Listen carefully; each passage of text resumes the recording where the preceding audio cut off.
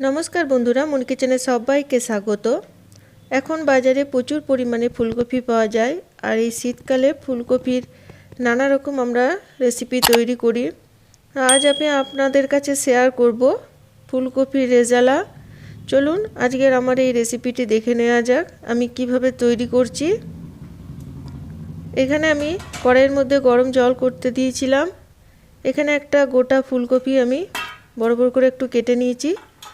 सामान्य परिमाणे नुन दिচ্ছি, দিয়ে একটু ভাপিয়ে নেব।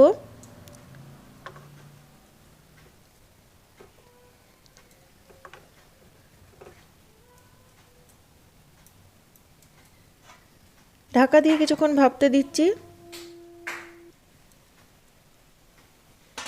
ফুলকপিগুলো ভাপানো হয়ে গেছে, এখন আমি এগুলো এবার তুলে নেব।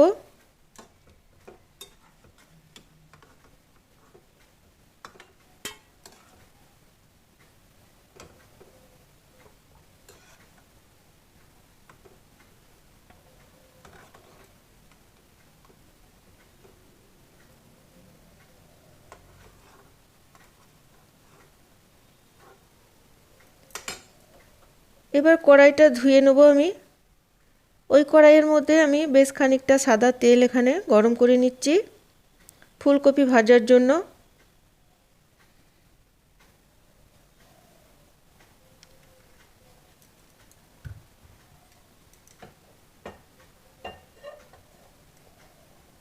তেলটা গরম হয়ে গেলে এখন আমি ফুলকপিগুলো দিয়ে দেব।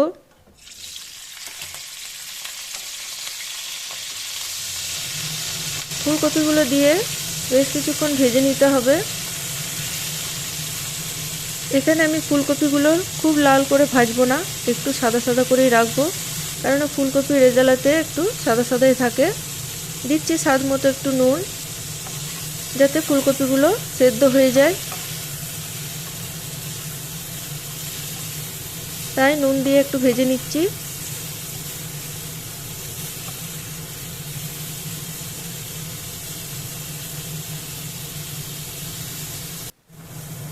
দেখুন ফুলকপিগুলো ভাজা হয়ে গেছে, এবার আমি এগুলো তুলে নেব।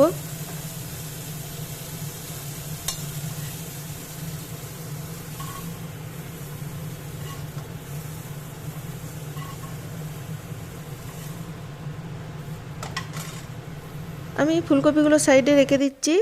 মশলা তৈরি করার জন্য নিয়েছি চিনে বাদাম 4 মগজ 1 চামচ, 5-6টা নিয়েছি কিশমিশ, 6-7টা নিয়েছি কাজু বাদাম।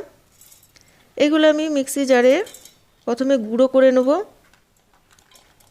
চিনে বাদামটা আমি একটু রোস্ট করে নিয়েছি। এবার এর মধ্যে দিয়ে দিচ্ছি 1 চামচ পোস্ত। এবার এগুলো আমি একটু গ্রাইন্ড করে নেব। দেখুন অনেকটা গুঁড়ো হয়ে গেছে। এখন এর মধ্যে দিয়ে দিচ্ছি 3টে লাল কাঁচা লঙ্কা, দিচ্ছি 3 চামচের মতো এখানে টক দই। বাটিটা ধুয়ে জলটাও দিয়ে দিচ্ছি। এবার এটা আমি একটু পেস্ট করে নেব।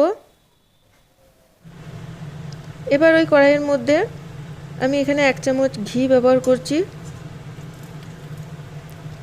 ঘি দিলে খুব সুন্দর একটা ফ্লেভার আসে, খেতেও খুবই ভালো লাগে। আর দিচ্ছি আমি কিছুটা সাদা তেল। এখানে আমি 4-5 চামচের মতো সাদা তেল ব্যবহার করলাম। এবার দিচ্ছি ছোটো চামচের 1 চামচ গোটা জিরে, 2টো তেজপাতা। আমি এটা ফোড়ন দিয়ে নিলাম। এবার ওই ফোড়নের মধ্যে দিচ্ছি 1 চামচের মতো, বড় চামচের 1 চামচ আদা, পেঁয়াজ আর রসুন একসাথে বেটে নিয়েছিলাম, সেটা দিয়ে দিলাম। এবার এই আদা পেঁয়াজ রসুন বাটা ভালো করে আমি কষিয়ে নিচ্ছি। আপনারা যদি নিরামিষ করেন তো আদা পেঁয়াজ রসুন বাটাটা আপনারা পেঁয়াজ রসুনটা বাদ দিয়ে দিতে পারেন।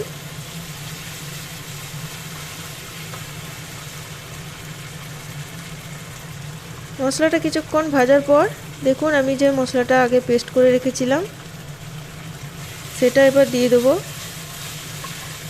4 মগজ কাজু বাদাম আর চিনে বাদাম পোস্ত দিয়ে যে বাটাটা তৈরি করেছিলাম টক দই দিয়ে, সেটা দিয়ে দিচ্ছি।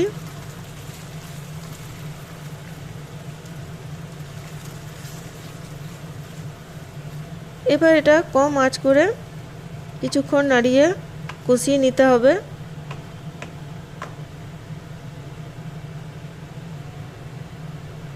বেশি আঁচে কষানো যাবে না, একটু হালকা আঁচে কষিয়ে নিচ্ছি। দিচ্ছি স্বাদ মতো নুন, নুনটা নিজেদের আন্দাজ অনুযায়ী দেবেন। আর দিচ্ছি হাফ চামচ চিনি, আর দিচ্ছি হাফ চামচ কাশ্মীরি লঙ্কার গুঁড়ো। এখানে শুধু কালারের জন্য একটু দিলাম, এখানে আমি হলুদ ব্যবহার করছি না। এবার দিয়ে দিলাম ভেজে রাখা ফুলকপিগুলো। ফুলকপিগুলো এর সাথে একটু কষিয়ে নিচ্ছি। ফুলকপির রেজালা একটু সাদা সাদা হয়, তাই আমি এখানে হলুদ ব্যবহার করছি না। এটা বাড়িতে অবশ্যই এই রান্নাটা করে দেখবেন, খেতে খুবই ভালো হয়। এবার সামান্য পরিমাণে একটু জল দিয়ে এটা আমি সেদ্ধ হতে দেবো। আপনারা বাড়িতে অবশ্যই বানাবেন, লুচি, রুটি, পরোটা, ভাত সব কিছুর সাথে খেতে খুবই ভালো লাগবে। ঢাকা দিয়ে কিছুক্ষণ হতে দেবো।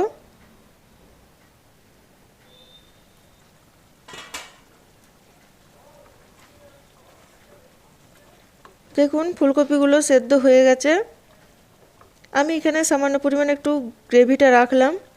এবার দিচ্ছি শাহি গরম মশলা, ছোটো চামচের হাফ চামচ। একটু নাড়াচাড়া করে ঢাকা দিয়ে স্ট্যান্ডিং টাইমে রেখে দিলে তৈরি হয়ে যাবে ফুলকপির রেজালা। আমার এই রেসিপিটি ভালো লাগলে অবশ্যই লাইক, কমেন্ট, শেয়ার করবেন। আর যারা এখনও সাবস্ক্রাইব করেননি তারা নিত্য নতুন ভিডিও পেতে আমার চ্যানেলটিকে সাবস্ক্রাইব করবেন। নমস্কার।